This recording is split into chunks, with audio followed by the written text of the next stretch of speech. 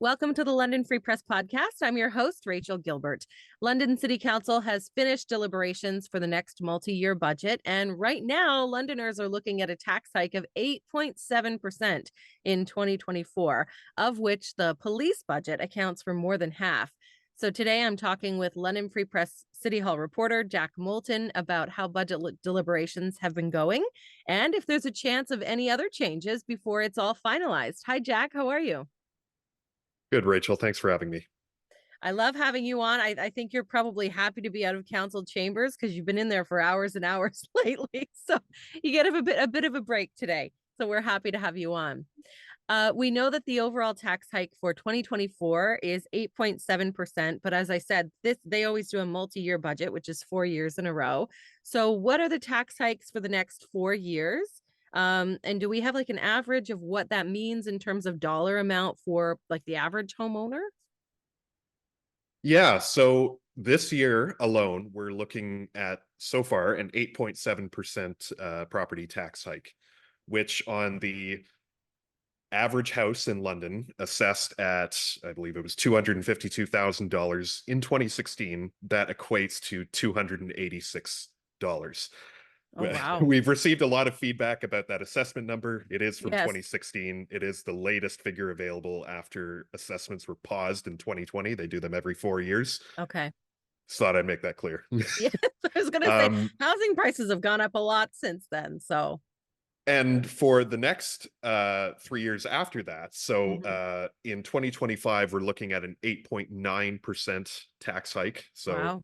still pretty high. Yep. And then it comes down a little bit in the latter half. So 5.8% in 2026, 6.8% in 2027. So over all 4 years, that's an average of about 7.5%. This is one of the largest tax hikes that we've had in London, the largest since the year 2000, actually. Um, were any councillors concerned about that? I can imagine there had to have been lots of discussion about that big of a number. Oh yeah. Uh, lots of, I have characterized the deliberations as very cutthroat Mm, because a lot of proposals for new spending, even relatively modest ones, faced a seriously uphill battle or a very close vote.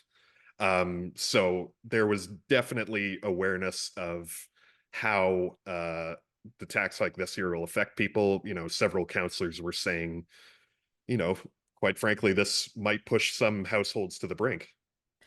yeah, I can imagine. I can imagine that sentiment. Yeah, it's true. New this year was the mayor's budget. Now, this was just a bit of a different way to prepare the budget, present it to council. What was the process like for that? Why and why the change this year? So the change was brought about by these uh, strong mayor powers granted to London, just like many of the other larger cities in Ontario, by the province. Okay. So that those powers,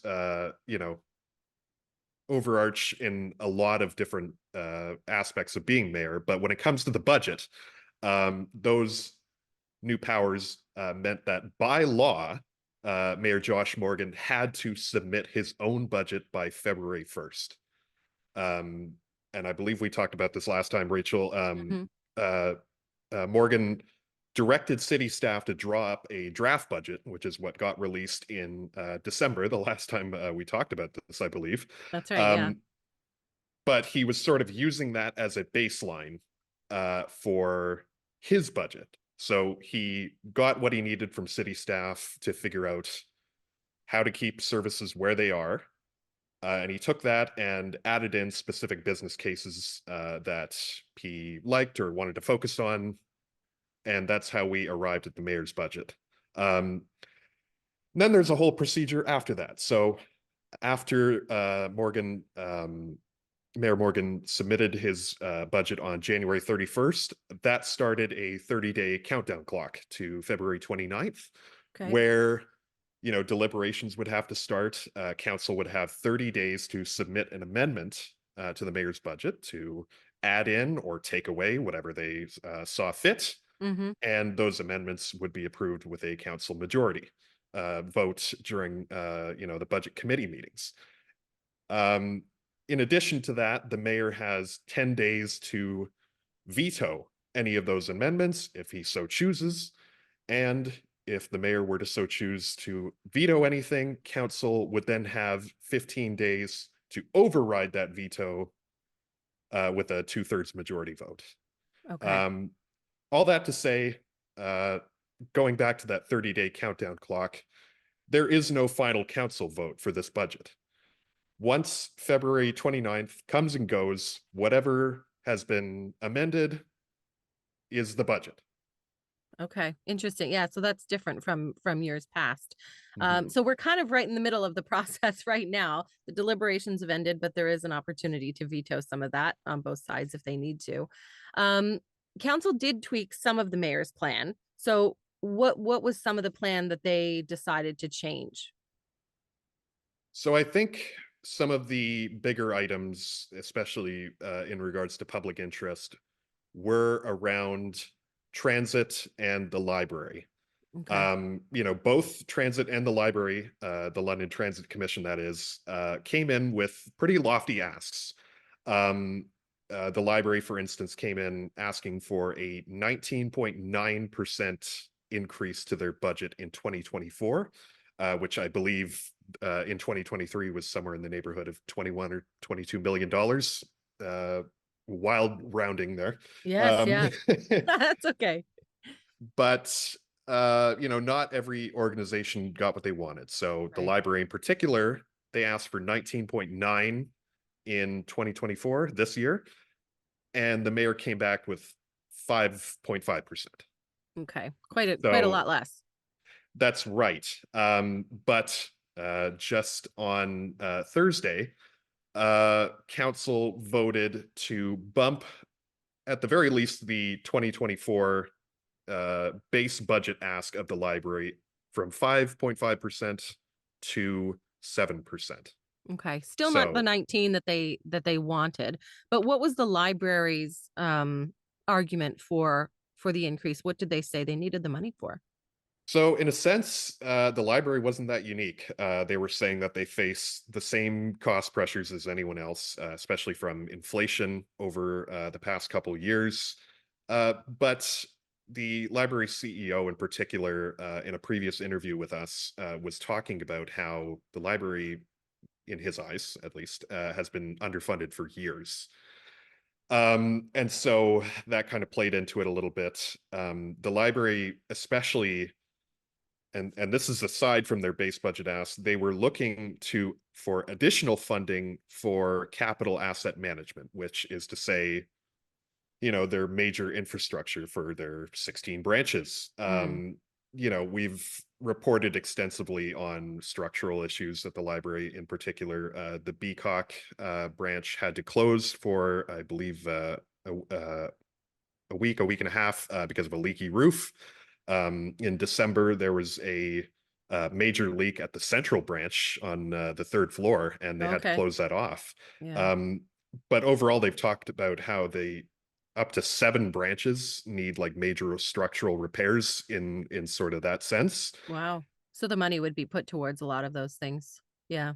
That's right. Okay. Yeah. And Mayor Morgan granted them $5.6 million in one-time funding just for this year to address some of those like real emergency concerns. But he held off on funding it for the next 3 years because the library is in the process of drafting an asset plan. So I the see. mayor and council want to get a look at that before they commit to extra dollars. Sure. That makes sense. Yeah. Let's talk about the police budget. The police budget, always a concern every year. This is one of the biggest budgets in the city.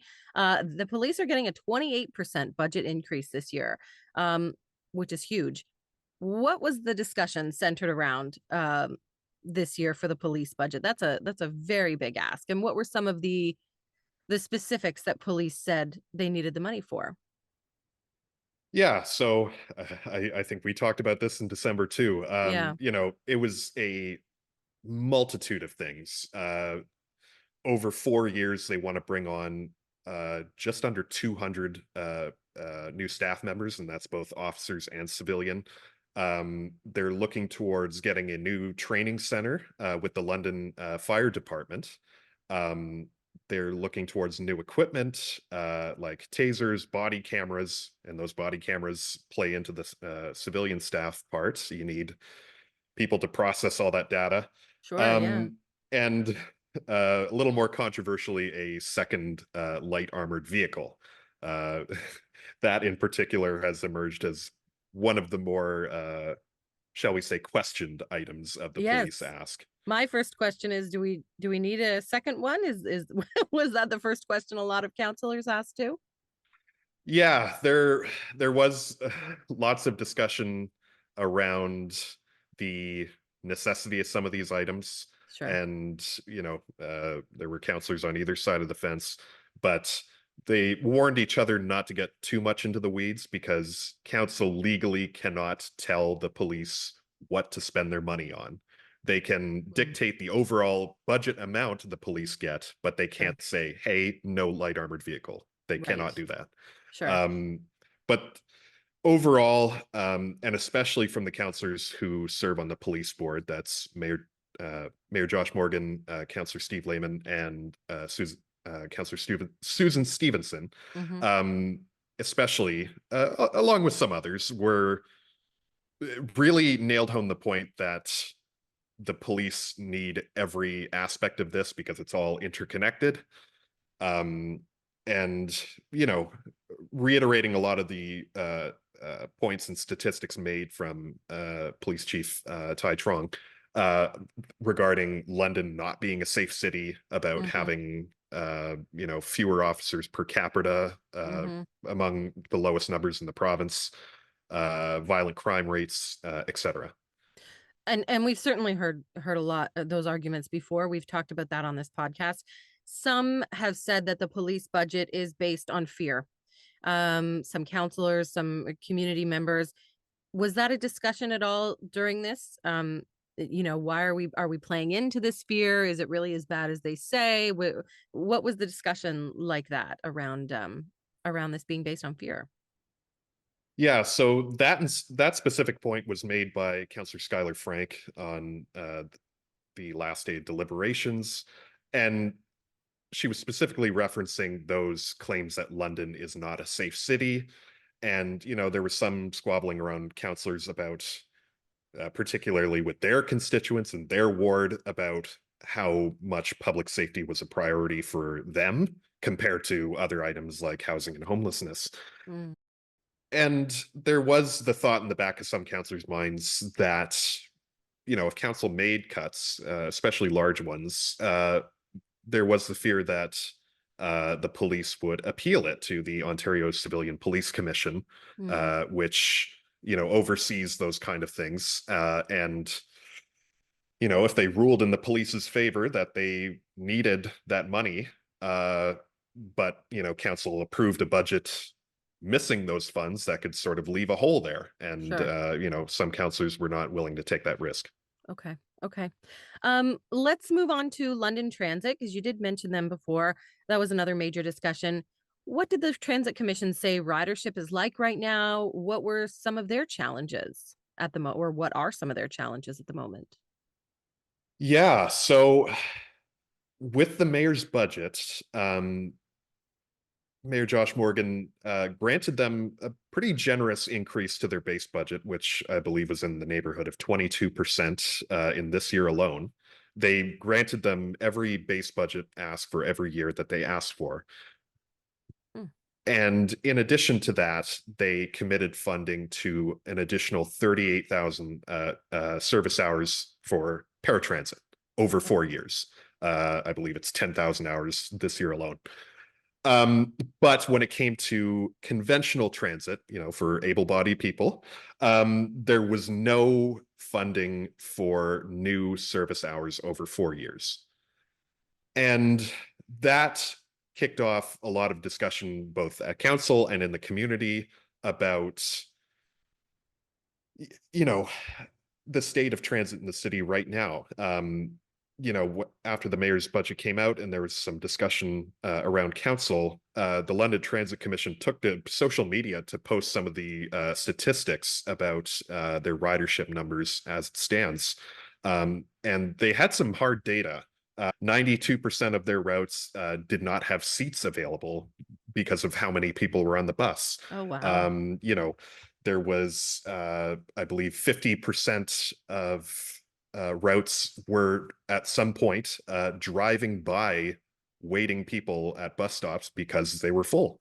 And so that played into a lot of the sort of community interest into enhancing those service hours. Mm-hmm. But there was some a level of skepticism from both the mayor and some of those opposed to new service hours. They were saying, listen, we're giving London Transit millions and millions and millions of more dollars over 4 years just to their base budget. If they can't find room for growth funding in that, maybe Right. they should review their own priorities. Mm. um but to that end, London Transit and some of the councillors representing the commission argued that items like fuel have increased like 40%. Yes. Yep. uh Insurance rates have gone up like 70%, maintenance like 140%. So they're facing some serious pressures. And that eventually gave way to some councillors on Thursday putting forward a reduced ask for new conventional service hours.